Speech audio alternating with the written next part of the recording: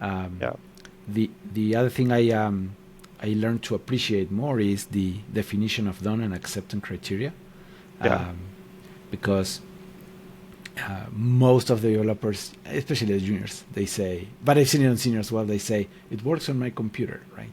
Uh, so that's great, but it needs to work here, right? So having a mature definition of them becomes much more important, right?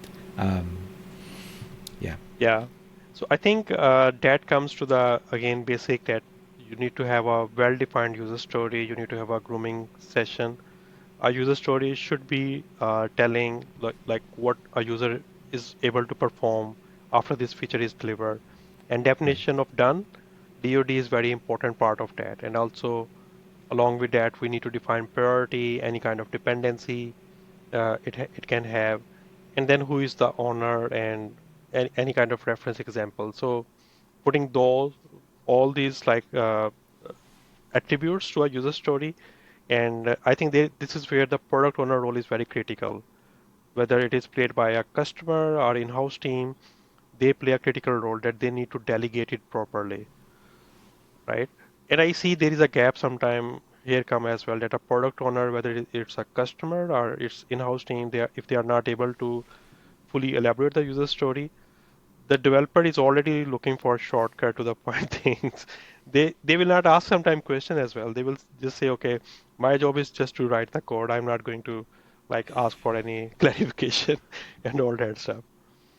Yeah. right, right. One thing that I that stood out when you were explaining your process is that um, you're doing the handoff between the pre-sales and then the technical team, because I've seen projects like where the sales team overpromise and then the technical team has to figure out how to build, and that Yeah. usually affects the quality. But in your case of having that handoff, so then the scrum master and the scrum team can work towards the requirements and making sure that do the grooming backlog and making sure that they can make a commitment that it's achievable, right? Hmm. And doing it with the client, I think that becomes much more important, right? Yep. And I mean, still we try to involve sometime our execution team in pre-sale as well when the things really become critical to ensure they are comfortable and they understand, and we make them part of like at least the commitments that we are making. So it's not something like totally new for them that we just tell them, okay, do this, we have closed already.